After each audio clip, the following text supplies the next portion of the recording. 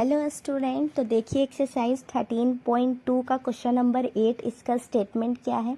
A factory requires 42 machines to produce a given number of articles in 63 days. एक factory है जो require करती है 42 मशीन्स, वो भी आर्टिकल प्रोड्यूस करने के लिए 63 डेज में। मतलब कि 42 मशीन लगेगा आर्टिकल प्रोड्यूस करने में और 63 डेज में हो जाएगा प्रोड्यूस। तो how many machines would be required to produce the same number of articles in 54 days. तो मतलब कि कितना मशीन लगेगा same number of article produce करने के लिए, वो भी 54 डेज में। तो इसमें हमें बताना है कि नंबर ऑफ मशीन्स कितना होगा। ठीक है, अगर हम 54 डेज में आर्टिकल प्रोड्यूस करेंगे तो देखिए क्या है। सबसे पहले तो ये कंडीशन है कि 42 मशीन है और कितने दिन में प्रोड्यूस हो रहा आर्टिकल, 63 डेज में। और उसी तरह हमें बताना है कि कितना मशीन लगेगा अगर 54 डेज में ये आर्टिकल प्रोड्यूस होगा तो। ठीक है, तो चलिए इसे सॉल्व करते हैं। तो देखिए इसमें हम एक बॉक्स बनाएंगे और एक साइड हम क्या लिखेंगे, नंबर ऑफ मशीन, और एक साइड क्या हो जाएगा, नंबर ऑफ डेज। ठीक है, ये हो गया। और उसके बाद देखिए नंबर ऑफ मशीन, सबसे पहले ये देखिए तो नंबर ऑफ मशीन कितने हैं। फर्स्ट कंडीशन में 42 मशीन है और उसे प्रोड्यूस करने में कितना दिन लग रहा है, 63 डेज हो जाएगा। उसके बाद देखिए सेकेंड कंडीशन क्या है कि 54 डेज में कितना मशीन लगेगा उसे मतलब प्रोड्यूस करने में। तो नंबर ऑफ डेज हो जाएगा 54 और नंबर ऑफ मशीन जो कि हमने एज्यूम कर लिया है x। ठीक है, और यही हमें फाइंड करना है। तो ये देखिए ये क्या है, ये इनवर्सली प्रोपोर्शन है। ठीक है, क्योंकि देखिए नंबर ऑफ मशीन 42 तो number of days is equal to 63 और फिर से क्या है, इज इक्वल टू में हो जाएगा नंबर ऑफ मशीन x और नंबर ऑफ डेज इंटू 54। ठीक है, तो ये हो जाएगा। अब देखिए इस तरह का क्वेश्चन हमने पहले भी सॉल्व किया है और अच्छे से क्लियर कीजिए इस क्वेश्चन में। तो देखिए क्या हो जाएगा, 42 into 63 is equal to x into 54। अब देखिए 42 इंटू 63 ये थोड़ा हार्ड है, तो इसे हम इंटू नहीं करेंगे, डायरेक्ट इसे हम कैंसिल करेंगे। वो देखिए क्या हो जाएगा, x is equal to 42 into 63 by 54।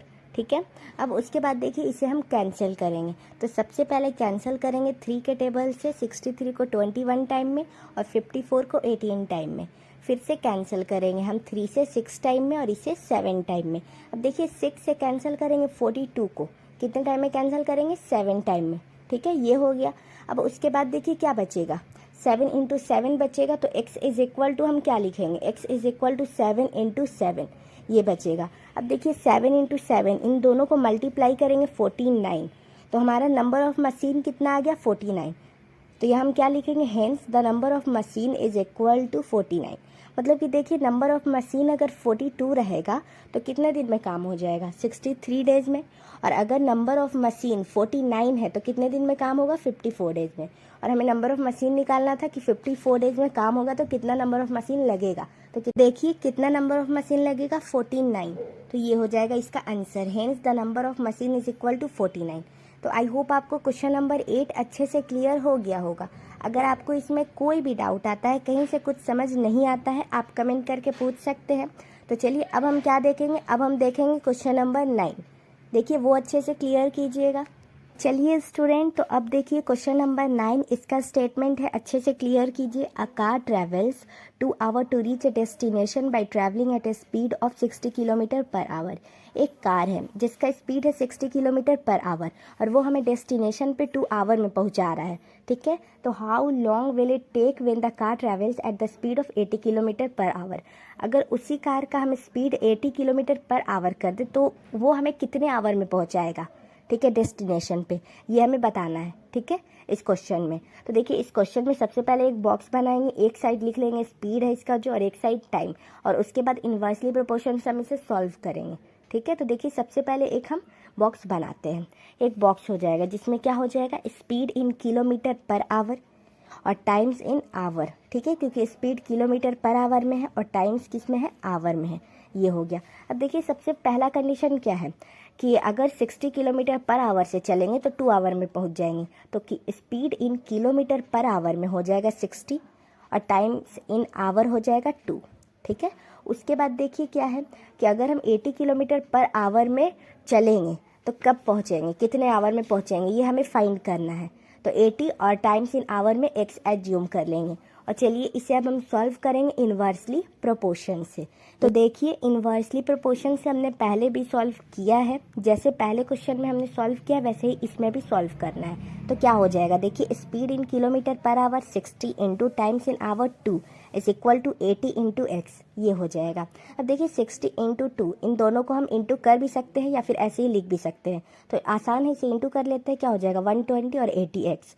अब देखिए x इज इक्वल टू 120 ऊपर चला जाएगा, इसीलिए अगर हम इसे इंटू नहीं भी करते तो ऊपर में 60 इंटू 2 लिख सकते थे। तो क्या हो जाएगा 120 बाई 80, 0 से 0 कैंसिल हो जाएगा, 4 से कैंसिल करेंगे, 8 को 2 टाइम में, 12 को 3 टाइम में, तो 3/2 ये आ जाएगा हमारा इसका x में वैल्यू।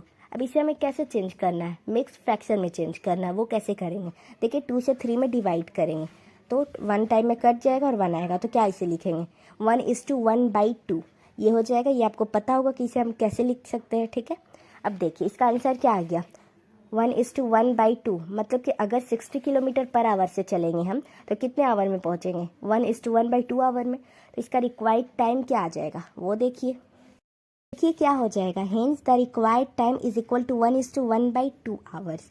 मतलब कि देखिए अगर स्पीड 60 किलोमीटर पर आवर रहेगा तो हम 2 आवर में डेस्टिनेशन पे पहुंचेंगे, लेकिन अगर speed in kilometre per our 80 kilometre per our रहेगा, ठीक है स्पीड, तो हम कितने घंटे में पहुंचेंगे 1:1/2 आवर में पहुंचेंगे डेस्टिनेशन पे। तो ये हो जाएगा हमारा क्वेश्चन नंबर 9 का आंसर। तो आई होप आपको ये अच्छे से क्लियर हो गया होगा, और अगर आपको क्वेश्चन नंबर 8 या 9 दोनों में से किसी में भी कोई डाउट आता है आप कमेंट करके पूछ सकते हैं।